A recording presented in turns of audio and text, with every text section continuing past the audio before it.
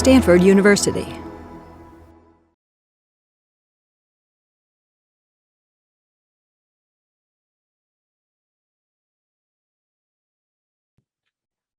Welcome. I'm Dr. Tia Ridge, founder and director of Stanford Medicine's Contemplation by Design program. We're grateful to our speaker, Chissell, who will be speaking on merging science and contemplative practice for climate action. As Senior Director of New Initiative Drawdown Communities, Chissell leads efforts to produce informational programming and guides to support local collective climate action. These efforts focus on scaling adoption of Project Drawdown solutions in a way that values the well-being of all people and nature. Chissell has a multidisciplinary background in law, environmental science, business, and nonprofit stewardship. She has close to 2 decades of experience advising elected and appointed state and municipal officials in a range of subject areas, including solutions to environmental problems. She holds a JD from the University of Maryland School of Law, an MS in environmental science from Johns Hopkins University, an MBA from the University of San Francisco, and a BA in journalism from Howard University. We welcome Chissell as she leads us and inspires us toward climate action. We warmly welcome you, Chissell. Thank you so much, Tia, and thank you for that great introduction. I'm really happy and excited to be joining the Contemplation by Design conference. I think that contemplative practices are such a wonderful supplement to climate action, a great foundation. And so that's what I'd like to talk about today. So I'd like to begin with us taking a few breaths and thinking about a place on Earth with which we feel a connection.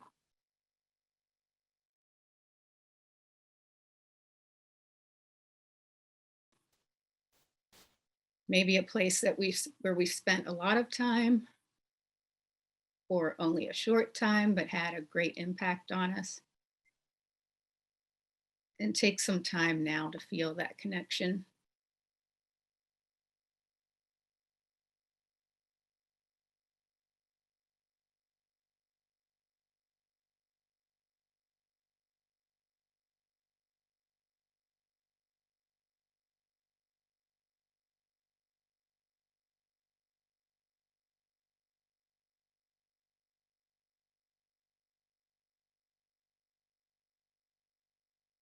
So I'd like to share a bit about a place that is special to me.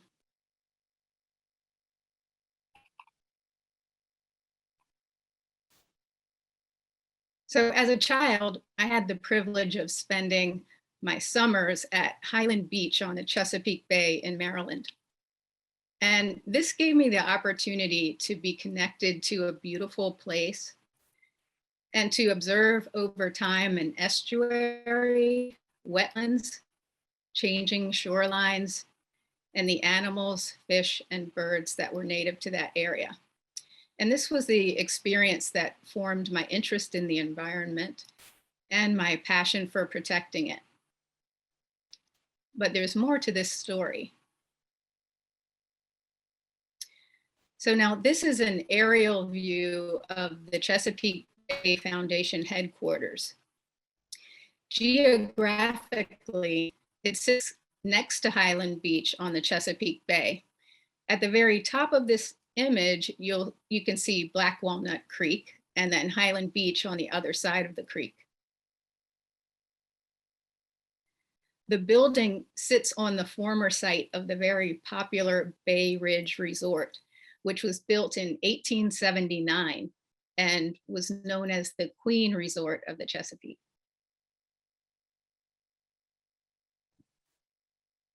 In 1892, Charles Douglas, the son of the famous abolitionist Frederick Douglass, visited the Bay Ridge Resort, hoping that he and his wife could have a meal and a place to stay, but they were turned away because of their race.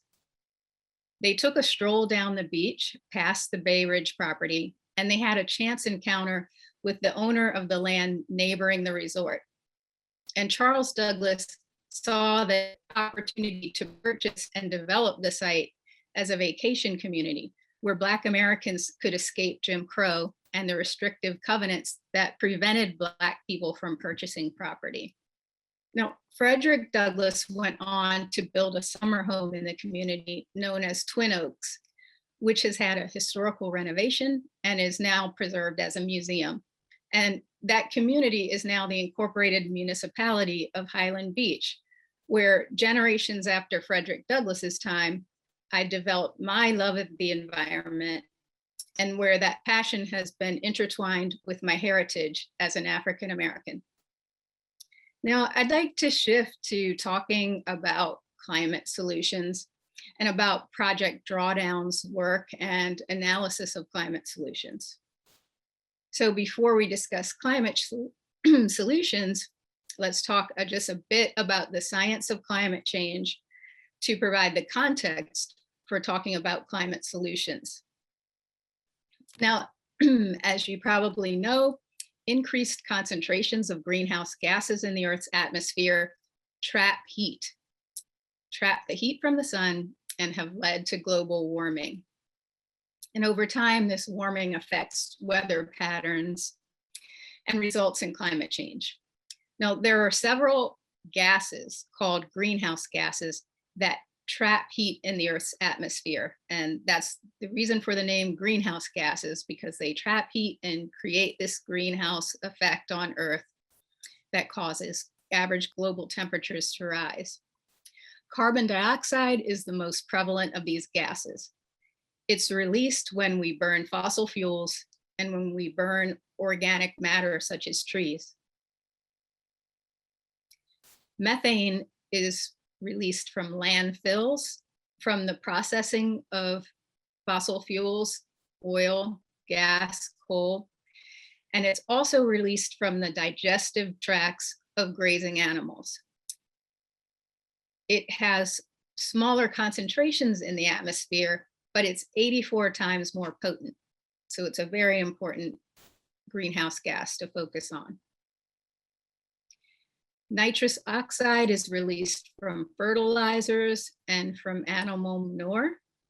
It's 300 times more potent than carbon dioxide. And the refrigerant gases that we use in our refrigerators and air conditioning systems, these are fluorocarbons that are thousands of times more potent than carbon dioxide. So when looking at climate solutions, it's important to keep in mind that we want to address this full range of greenhouse gases. Even though we talk mostly about carbon, we're looking at the full range of greenhouse gases. Now, human activity has increased the levels of greenhouse gases in the atmosphere. About 25% come from our electricity production. An equal amount, about 24%, comes from our food, our agriculture, and land use. 21% comes from industry practices, another 14% from transportation, 6% from buildings, and another 10% from energy-related emissions, such as the processing of fossil fuels. Now, here's another way to look at it. This gray box represents Earth's atmosphere. And these bands on the left side represent all of the types of human activity that send greenhouse gases up into the atmosphere. Now, some of the carbon dioxide in the atmosphere is removed by natural, biological, and chemical processes that are called sinks. So about 24% is removed by plants and trees through photosynthesis. And then that carbon is stored in plants, trees, and soils. And another 17% is absorbed by the oceans through chemical reactions in the water and through the photosynthesis by algae and phytoplankton. But currently, the majority of greenhouse gases, about 59%, remain in the atmosphere. And so this is what we need to address. Now, what is drawdown? Drawdown is the point when greenhouse gases in Earth's atmosphere begin to steadily go down each year. So on this slide, you can see the red line going up, up, up. Levels of greenhouse gases in the atmosphere going up over time, continuing today. So one goal could be to just slow that rise or to stop it at a particular point. But Project Drawdown is naming a more ambitious goal for the world to reach drawdown, this blue dot, the moment of drawdown. So we have not, this is where the concentrations of greenhouse gases will begin to decline. And we have not yet reached drawdown. Greenhouse gas levels have been increasing, especially during the past 60 years. But this blue dot, the moment of drawdown, is the turning point when the increase stops and begins to go down. That's a future point in time. And this is what will begin to lower the average global temperatures. Now, when we reach this moment of drawdown is yet to be determined. It depends on a number of factors, how fast we act and to what extent we act. And we'll discuss more of that. Now, how do we achieve drawdown? This is what Project Drawdown's work is all about. So we've been working on answering this question of whether it's possible to reach drawdown using solutions that already exist and are already in use without any invention of new technology, only solutions that are currently in hand. So we have had an international team of researchers and analysts working on the answer to this question since 2015. And our team has conducted a meta-analysis of all of the current worldwide research and data about climate solutions. And our team has also done predictive modeling to project whether it's possible to reach drawdown by the year 2050. And we've done this meta-analysis and modeling for about 80 different practices and technologies to date. Now, drawdown solutions are technologies and practices that reduce greenhouse gas levels in the atmosphere. They're specifically the technologies and practices that reduce greenhouse gas levels. There are many ways to take environmental action, many things that benefit the environment, but these solutions, the drawdown solutions, are specifically focused on lowering greenhouse gas levels. Now, the drawdown solutions do not include even every climate solution that currently exists in the world. The solutions that are included in our analysis are categories of technologies and practices that, as I said, reduce greenhouse gases in the atmosphere, but also for each solution included, there is scientific consensus that's backed by data that they are currently available, financially viable, have a proven potential to reduce greenhouse gases in the atmosphere, and there's sufficient data and study about these solutions to be able to model their potential at a global scale. So all of the drawdown analysis is based on global data, not specific to any country or region of the world, but what is possible on a global level. Now, there are no silver bullets included here, no theoretical technologies, nothing that's still under development, and nothing that can't be scaled or increased around the world. Now, new technologies and practices, either already developed or yet to be invented, once they are developed and viable and proven by data to be viable, then those can be added to the analysis and will help us to reach drawdown faster. Now, this analysis also does not include policies, regulations, incentives, no theories, doctrines, or ideologies, or financial mechanisms that could help accelerate the adoption of these solutions. Those are assumed to be in place. So that's a large area of climate action that is underway and where assistance is needed. But that's not what we're analyzing in this analysis. So climate solutions already exist. They're already in practice, and their adoption is growing around the world. So we're not starting from scratch with climate action, but these solutions must be aggressively expanded worldwide in order to reach drawdown. So Project Drawdown has outlined a system of solutions that, taken together, can reach drawdown while also providing benefits to human health, ecosystem health, financial savings, and improve opportunities for people around the world. We categorize them into 3 categories: reducing the sources of emissions that are going up into the atmosphere, supporting the natural sinks and the natural processes that draw carbon dioxide out of the atmosphere, and then a solution that is focused on improving society.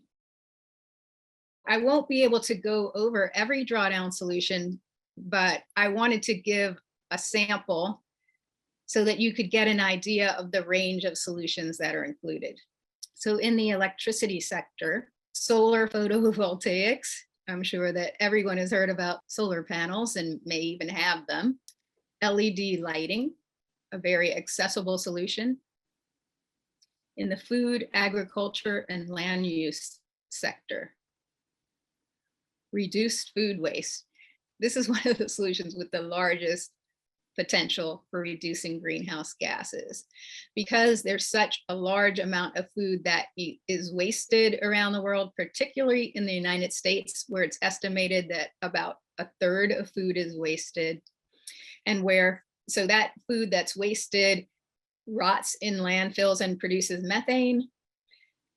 And in addition to that, all of the energy and resources that go into growing and producing and packaging that food is also wasted. So there's a huge potential here.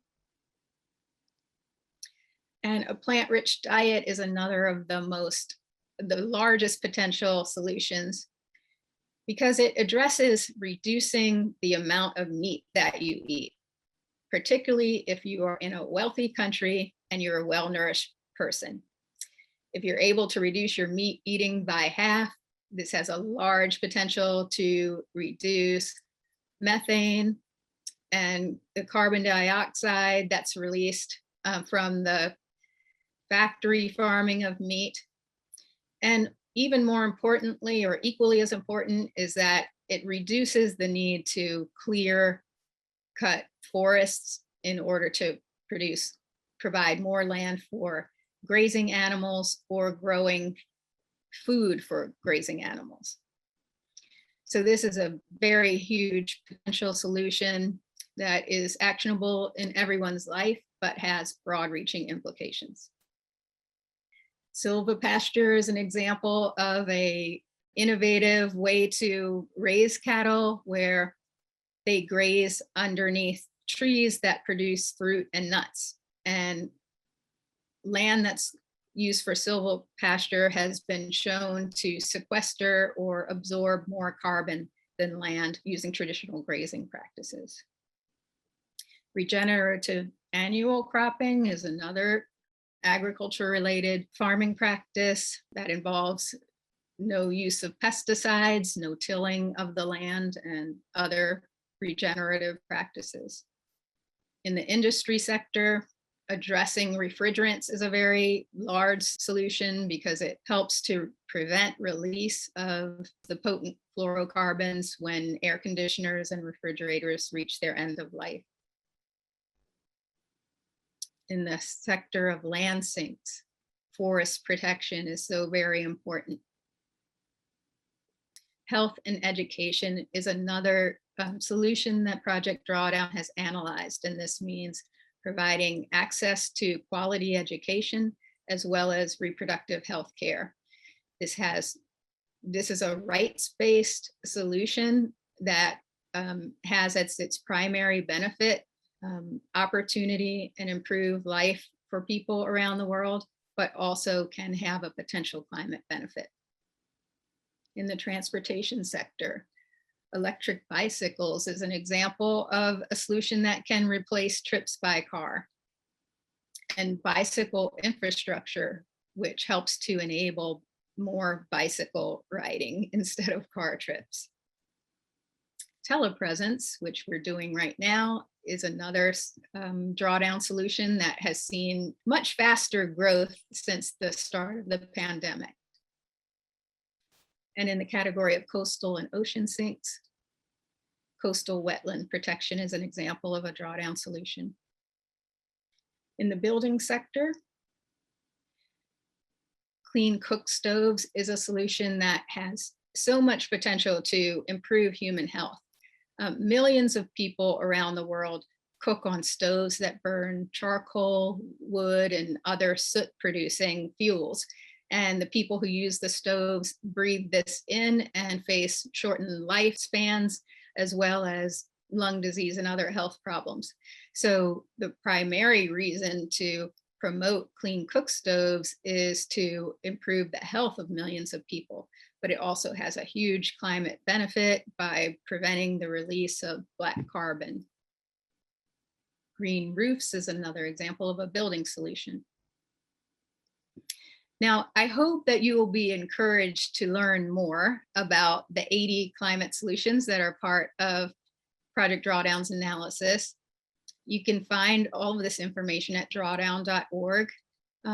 You can see the full lists of solutions, information about each solution, technical summaries about how it was analyzed. You can see ranked lists of solutions along with the projected amount of greenhouse gases they're projected to reduce by 2050, and much more information, including a Climate Solutions 101 video series. So I highly recommend all of the free resources that are available at drawdown.org to learn more about climate solutions. Now, I'd like to pause my slides for a moment so that we can talk about contemplative practice and how I think it can support climate action. So I think that staying grounded in contemplative practice is a tremendous advantage for climate action. So we can use our practice as a refuge, as well as a place to draw on internal power to change our habits and lifestyles. Because even though all of the burden is not on us as individuals to solve climate change, there's still a great deal we can do, and it will involve changing our habits and lifestyles. Aside from that, climate change is not something that can be solved overnight. So we will continue to see the effects of rising temperatures, the storms, wildfires, and other effects that I'm sure you're familiar with from the news. We need our practice so much to be able to stay grounded as we face these difficulties and help others to face them. So I think that practice also gives us the capacity to look at which emission producing habits we are holding as sacred and where we're not willing to change. So often we might think, well, I really want to do something about climate change, but I don't think I want to give up my car, or I don't want to quit eating meat, or some other thing that we may not realize is actually something that we can change. And I think that the self-reflection that practice can give us can help with making these changes. Now, another reason I think that practice is useful is because climate change raises such intense emotions. It's a huge global issue that, unlike anything I think we've ever faced as humans up until now. And I think that this raises all sorts of emotions. Now, I'm not going to begin to tell you what sort of feelings you should have about climate change or which emotions are most useful for taking action. We are, each of us, complex human beings. We have a range of emotions. And because of our life experiences, none of us will react exactly the same to any situation or be motivated in exactly the same ways. So I want to encourage you to trust your own mind. And contemplative practice builds that capacity in us. Practice gives us the capacity to be present with our feelings, including whatever comes up around climate change. And this presence can help us to, stay engaged with the issue. Keep thinking about solutions, about what changes we can make in our own lives, how we can support others. I think it's just so important. Now, I'm often asked if I'm hopeful about solving climate change. And often my organization, Project Drawdown, talks about hope and that it provides hope. And many people say that they get hope from our work. And I'm often asked if I'm hopeful. And honestly, I can't say that I am always hopeful, given the news and the predictions by scientists and things that I read daily as part of my work. But I also don't believe that hope about climate change is necessary for climate action. For me, there are other areas in my life that inspire hope in me, and areas that generate joy and happiness, awe and reverence. And I use those emotions to fuel my climate work. So even though the climate work itself may not be generating positive emotions, I'm able to cultivate those emotions in other areas and use that to keep me going. Now, I also know that everyone is different, and for many, climate action will be motivated by anger or fear. I know that's a message that's often promoted by Greta Thunberg. That's wonderful for anyone who's motivated by anger or fear. But for others, action will be motivated by love and joy or happiness, or our motivations may change day to day. So I encourage you to bring your full humanity to this work. For me, I think there's enough fear and anger in the world. So that's why I choose to cultivate joy and love and connection. But I recognize that everyone's different. So please trust your own mind.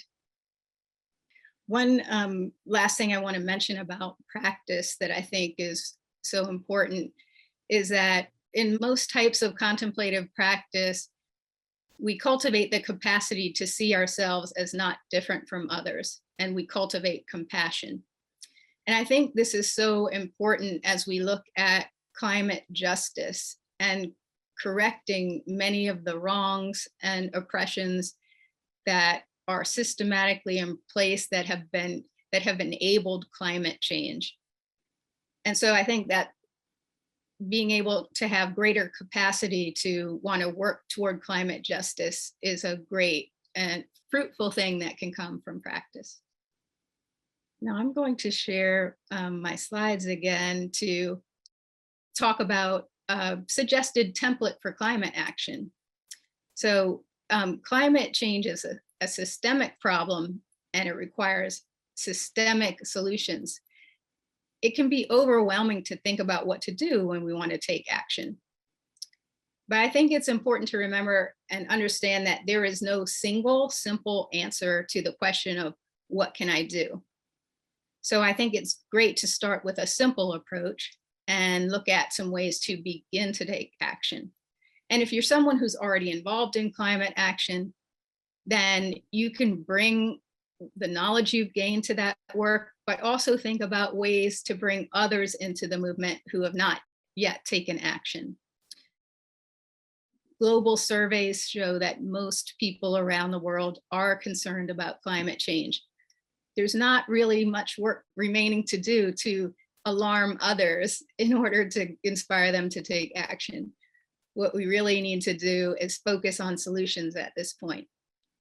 Now, a contemplative practice that I love and find useful for climate work is the Buddhist practice of metta, or of cultivating loving kindness toward all beings.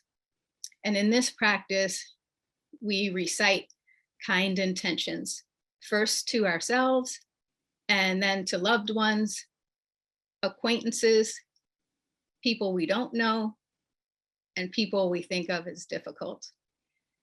And the phrases that I use for these kind intentions are, may I be safe, may I be happy, may I be healthy, may I live at ease. And then in turn, directing these kind intentions toward others. May you be safe, may you be happy, may you be healthy, may you live at ease. I find that these are such soothing statements when thinking about climate change, because these are the main concerns that come up. Will I be safe as the climate changes? Will I still be able to be happy? What about healthy? Will I be healthy? And will I live at ease? It certainly sometimes doesn't seem so. So I love this metta practice as a way to ground myself for climate action. Now, I like this meta structure of starting with self and then moving outward for climate action as well. So I developed what I call climate action meta, and it's a way to look at levels of action. So I think that we can begin most easily and most immediately with climate action in our own households and with our own personal actions. So this is something that you can begin now. Now, of course, we can't solve climate change in our own households alone, but we also should not ignore our power to make a difference.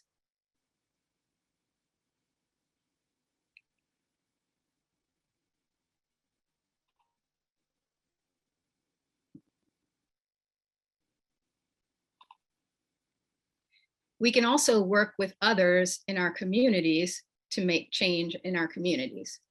And at this level, we can explore ways that climate action is easier or more powerful or more affordable when more people are involved. Now, businesses, building and land owners, utilities, and institutions have a different level of agency in making needed change.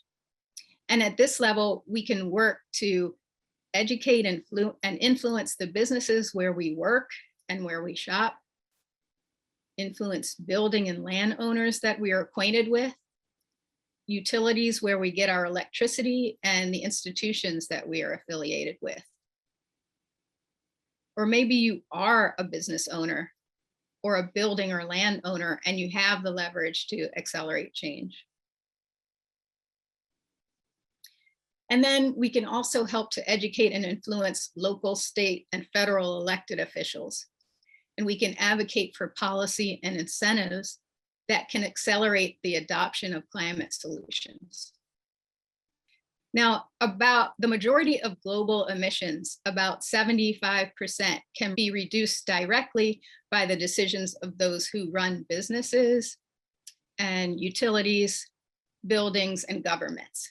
But our choices as consumers, energy users, tenants, and voters have direct impact in their own right and can affect those decisions by sending signals across the system.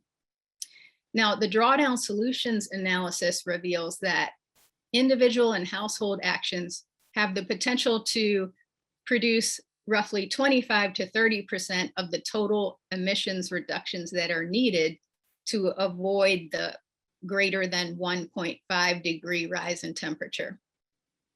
And these solutions on the slide from the 80 solutions that are part of the drawdown analysis are those that are most actionable by individuals and households.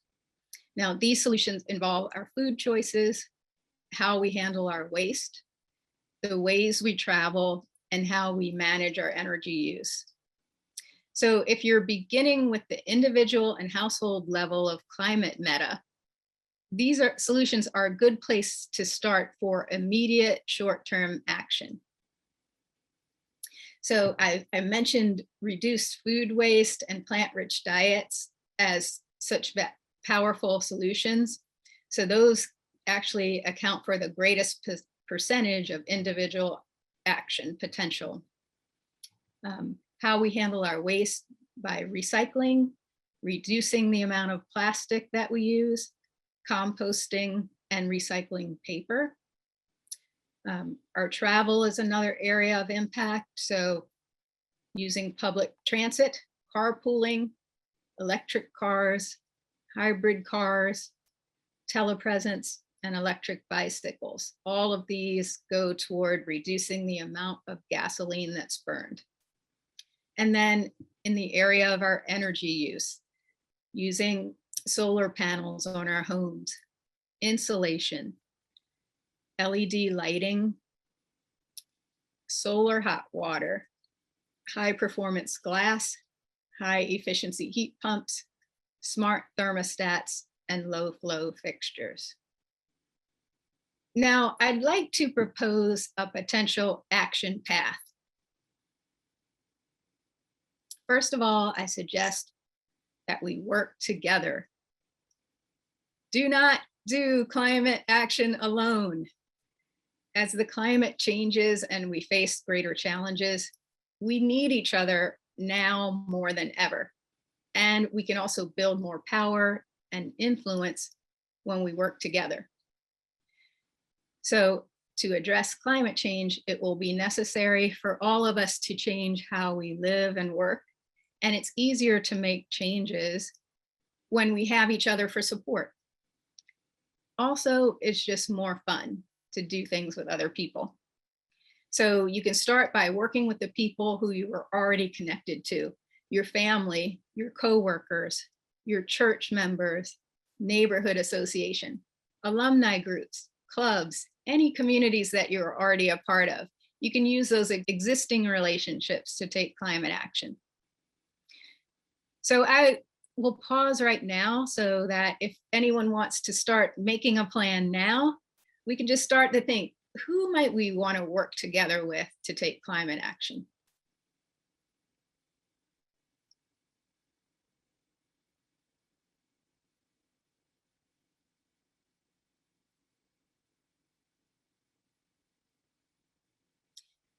Now, as a second step on this path, I would suggest this.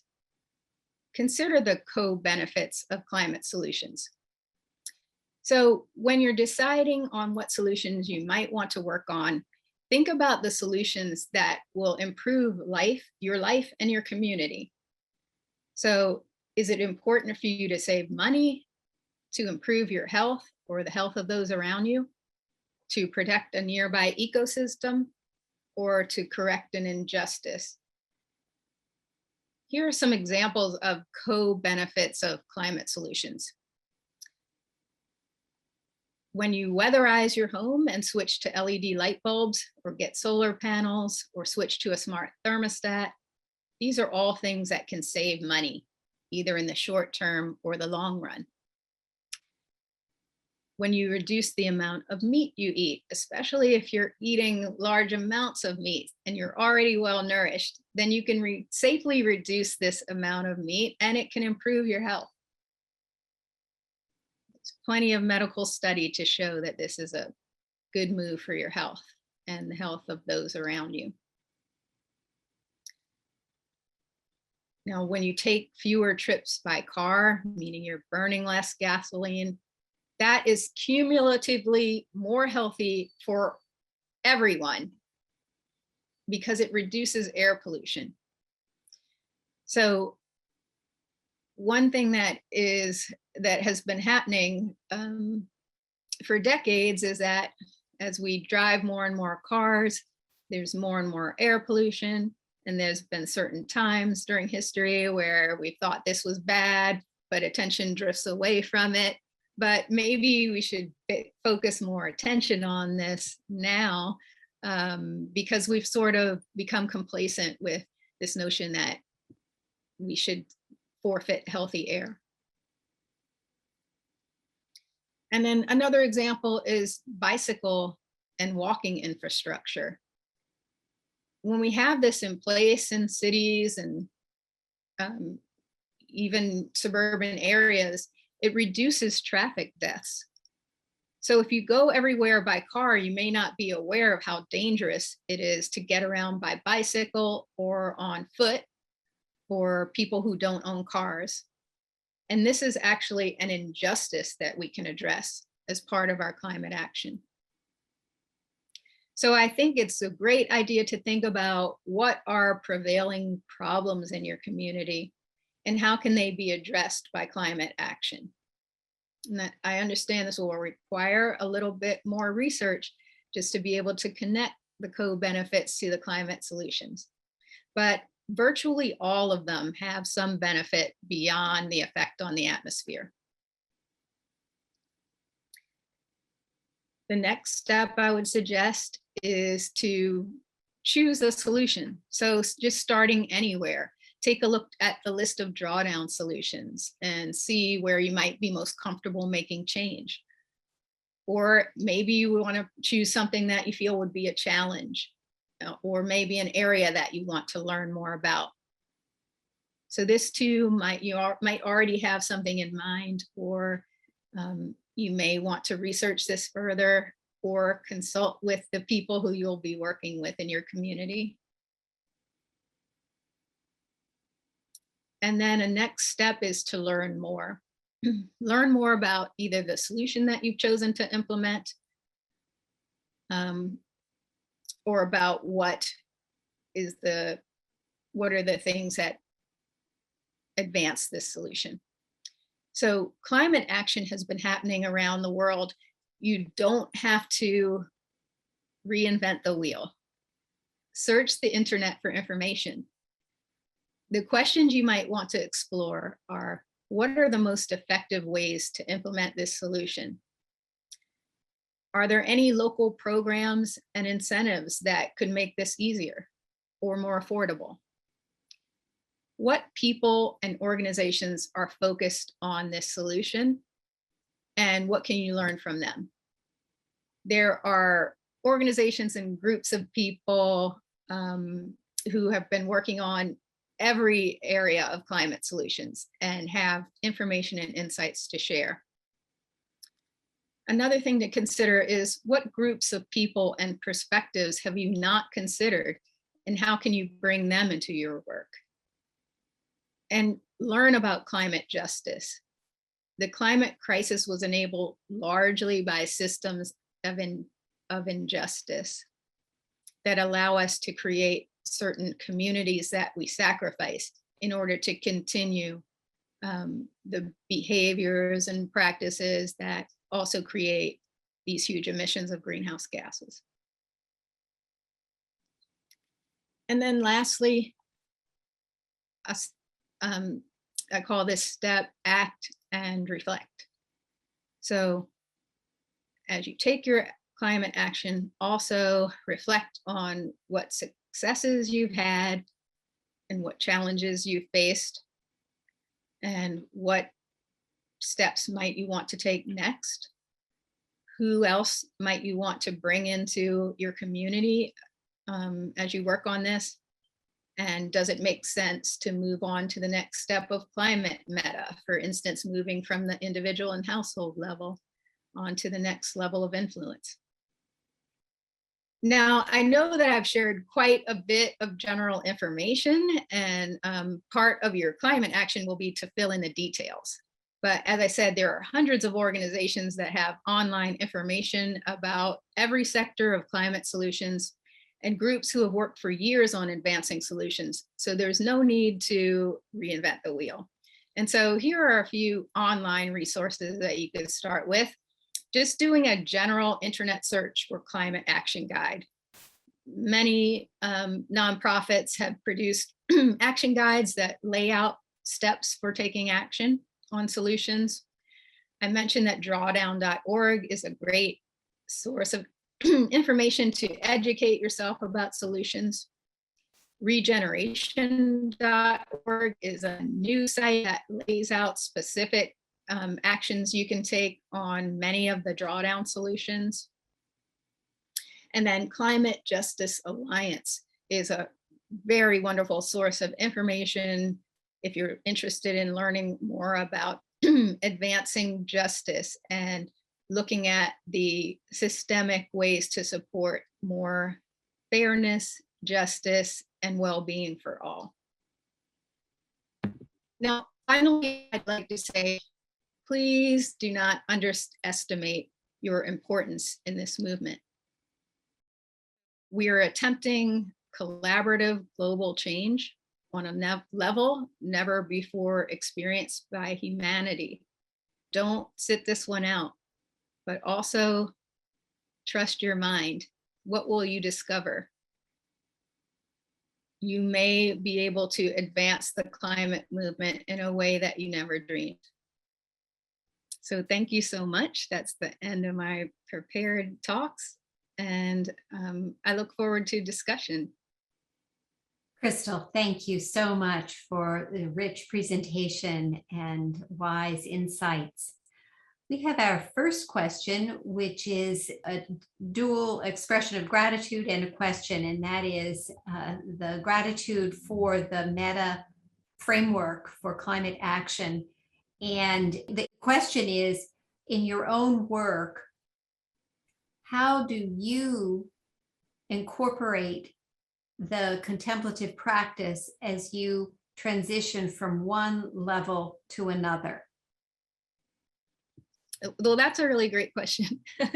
So I think that just the meta practice is a basic foundation for always, wishing goodwill and loving kindness for others. But I think it's really useful in not wanting to place blame or target anger at others, but helping to understand that this is a collaborative effort to create change, and that we have to look at what's good about every person and help to provide what they need. Often people are not educated about climate change, or they're fearful that they're going to lose their livelihoods, or many other fears. So the meta practice really helps to stay related to other human beings who we're in this together with. And I think that's the main use of it for me, as well as just staying grounded. And building on that topic area, is this a practice that's done throughout the day as you encounter different emotions, or how is the tempo and timing of the practice characterized? I think that is completely individual choice. Mm-hmm. So, there are some days where I might need it throughout the day, or other days where I may not remember it at all. But I think that's your individual choice, and, whatever works for you and helps you. Mm-hmm. Thank you. Then we have another question that asks whether there are curricula for young ones in early childhood education venues, such as kindergarten and preschool. I don't think that there are many. We don't have one developed for the drawdown work and information. and I don't think that there are a lot of curricula out there for early childhood education, but that's really not my area of expertise. So I would say that that's something to search for. Thank you. I am aware of a children's book that is titled Sparky's Discovery, I think is the title, and it's a book for elementary children about electric vehicles. If anyone knows of other resources, feel free to enter them into the chat. There is another question that asks the following: how does Project Drawdown deal with environmental costs of its recommendations? For example, electric cars and bicycles need batteries which are poorly recycled and raise demand for lithium. Please comment. Mm-hmm. So for each, on our website, there is a page for each solution with a link to a technical summary that discusses the financial analysis of that solution and shows the expected costs or savings of the solution.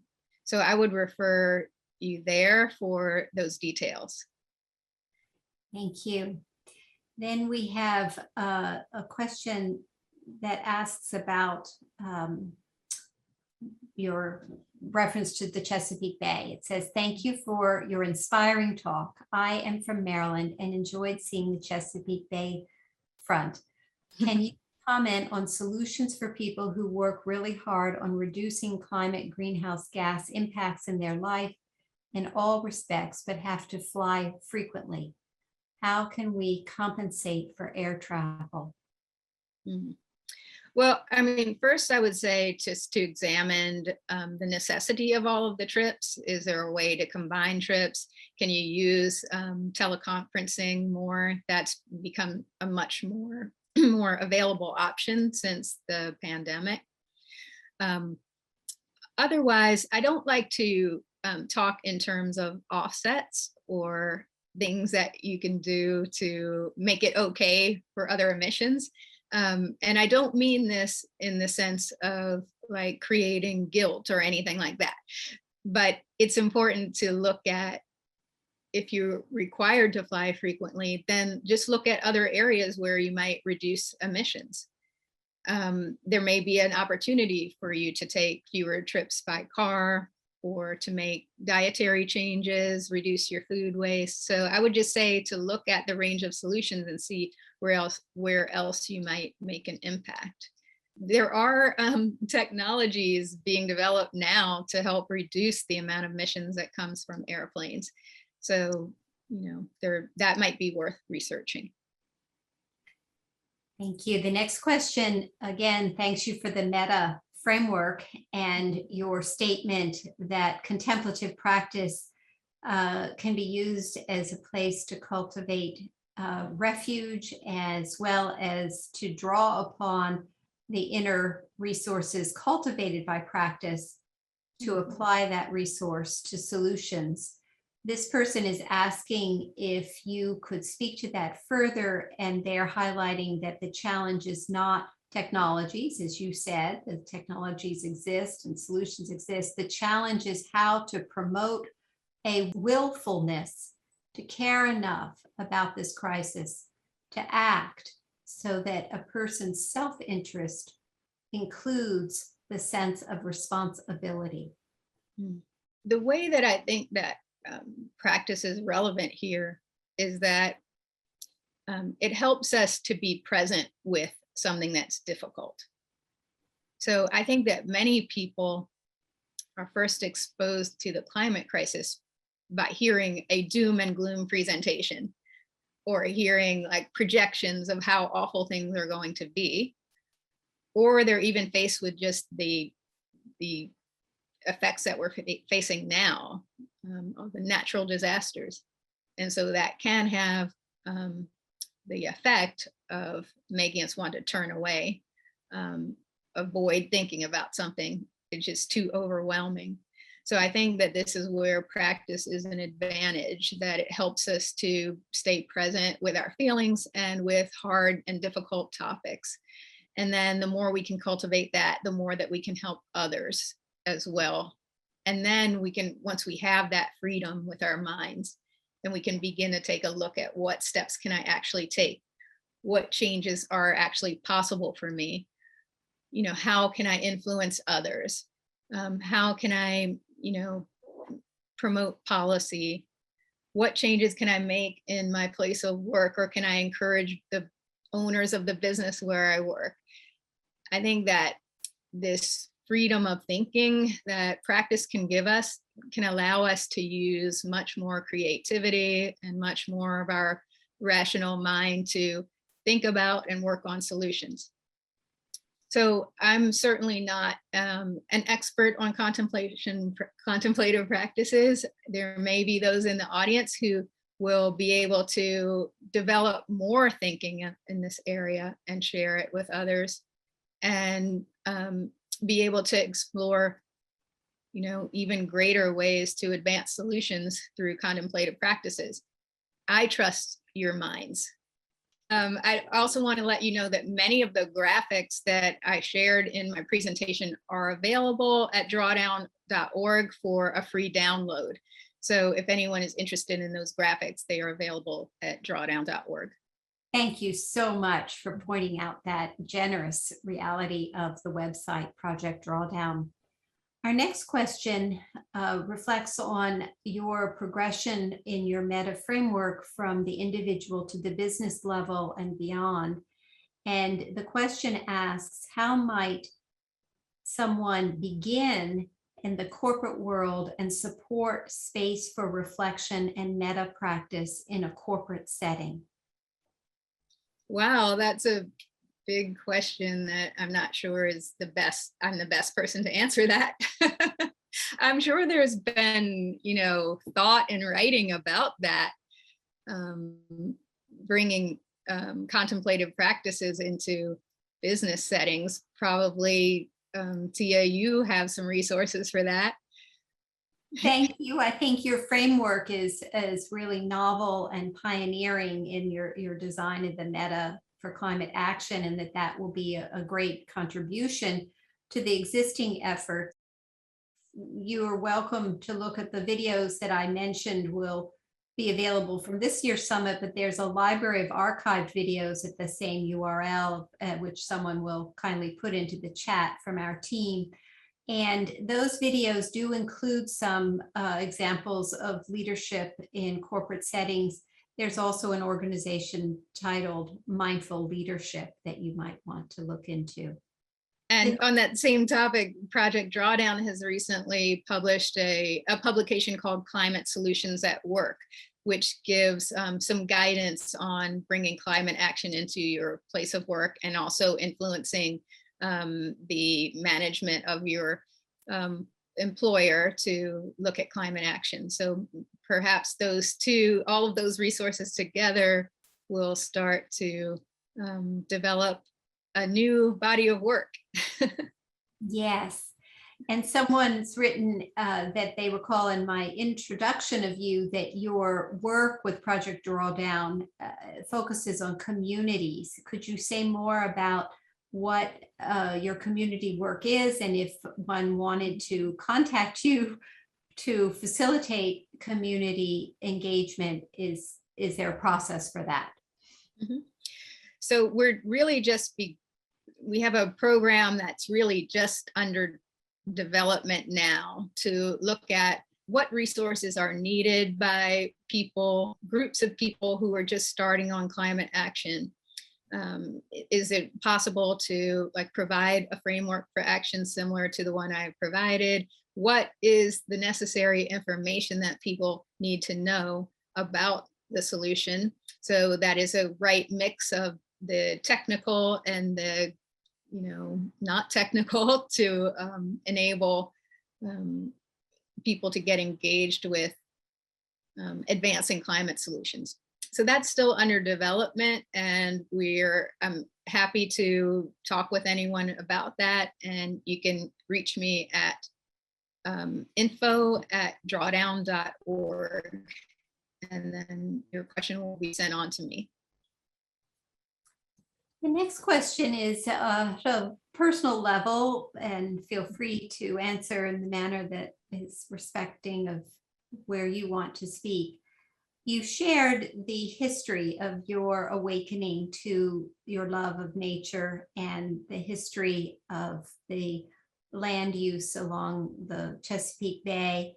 Could you share a little more about how, in your rich academic training, you wove the thread of your love for nature into your academic life? Many people here in an academic community are interested in the sustaining of the sensation of love as a relationship with nature and the cultivation of academic and scholarly and professional skills. Mm-hmm. Yeah, I wish that I could say that I planned it all from the beginning, but it's just not the case. My career path kind of evolved as I just pursued my interests and curiosity, and I carried my connection to the natural world along with me as just part of my being. And so I think that really I've just been kind of cosmically placed to do the work I'm doing. And so I know that many people have a career path that they think of when they're children and they stick with that. And then others of us don't necessarily have a plan, and we might pursue something and then find that we want to pursue something else, or we want to find something else that's more interesting. And actually, I just really have tried to follow my curiosity and interests, and I've wound up being placed in the right places at the right time. And in this vein, was contemplative practice a part of childhood, or was it something you sought out at a point as you faced some of the emotions of working in the climate action arena? So I was introduced to meditation when I was 11 years old by my father, who wanted our whole family to meditate together. And so I have had that early exposure, and that's given me, made me predisposed to want to learn more about contemplative practices. So I think that's part of that cosmic thing I was talking about.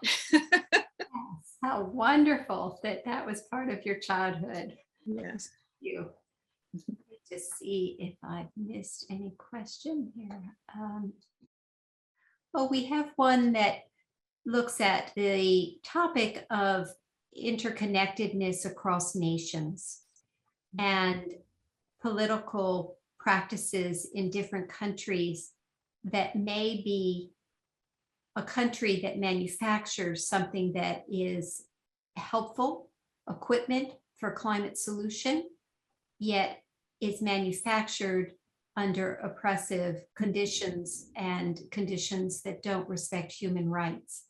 Mm-hmm. Could you speak to how Project Drawdown factors in the political atmosphere in some of the recommendations, and if it notes countries that uphold human rights that offer some of the equipment necessary for this implementation of the recommendations?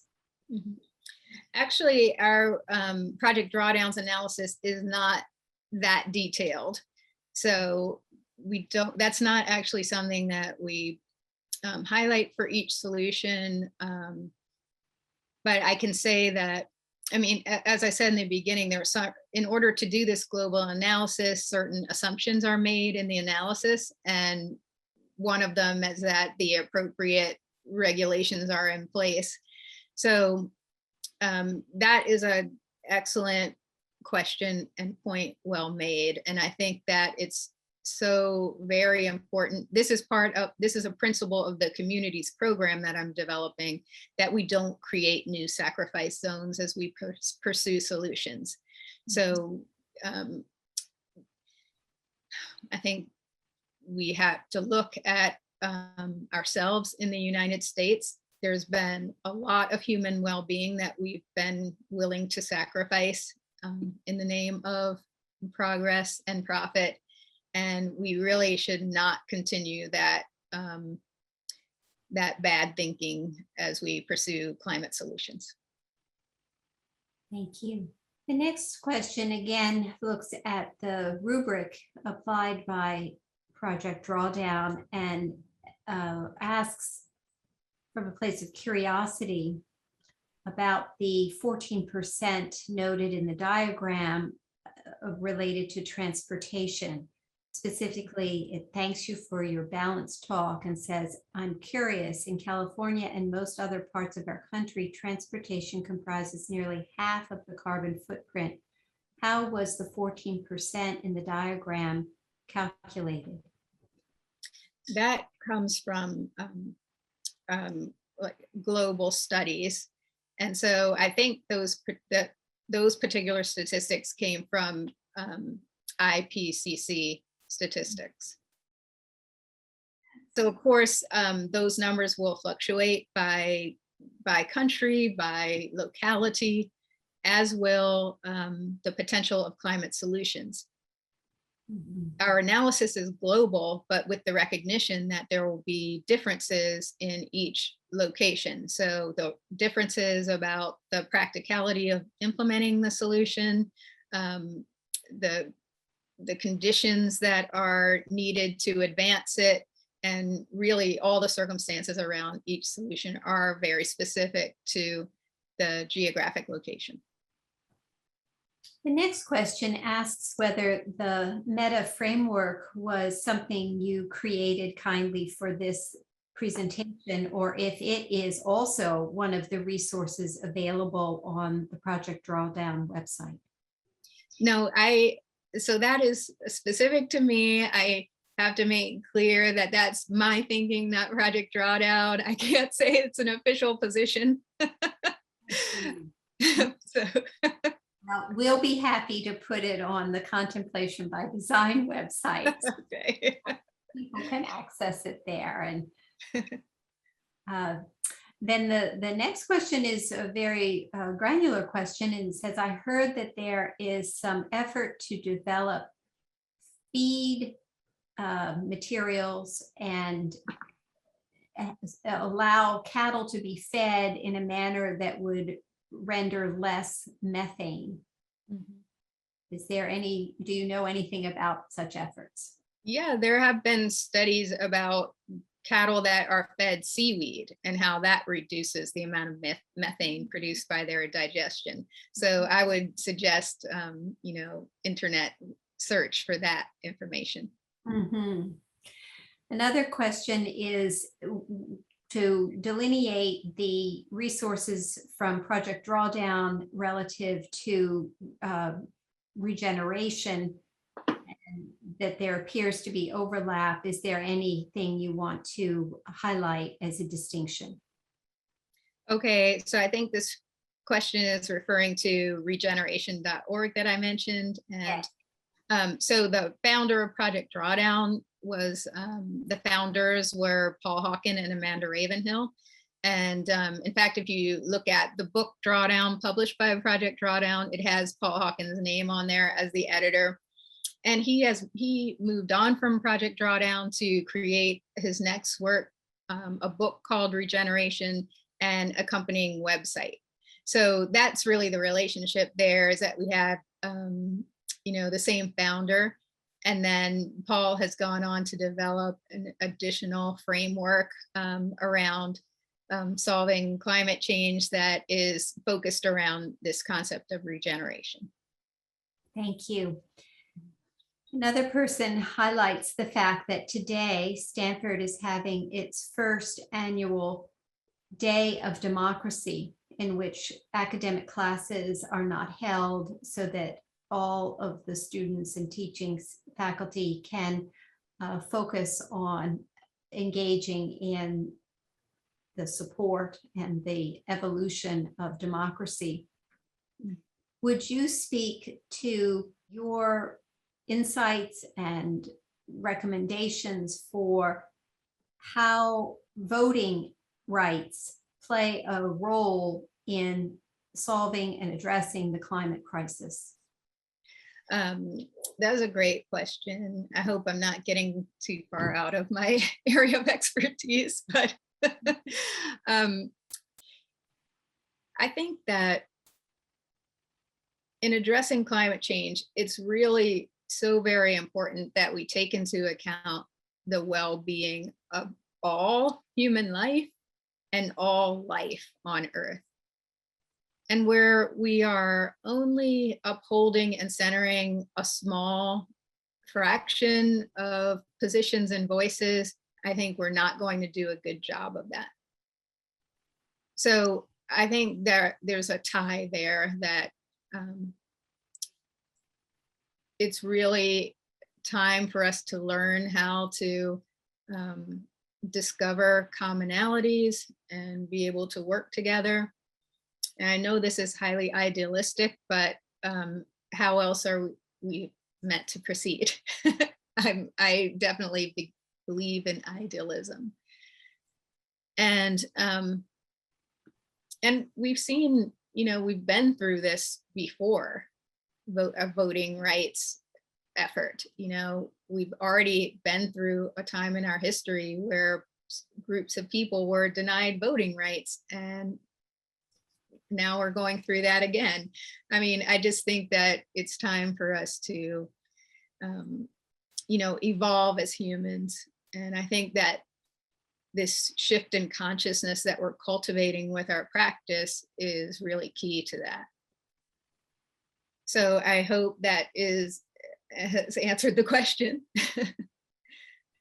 Very effective way of uniting how contemplative practice, democracy, and climate solutions are a fabric that is woven together and will render what humanity and the planet need. Crystal, thank you for your leadership and your tireless devotion to the well-being and health of all life, people, communities, and the planet. Thank you for being with us today. Thank you so much. It was a pleasure.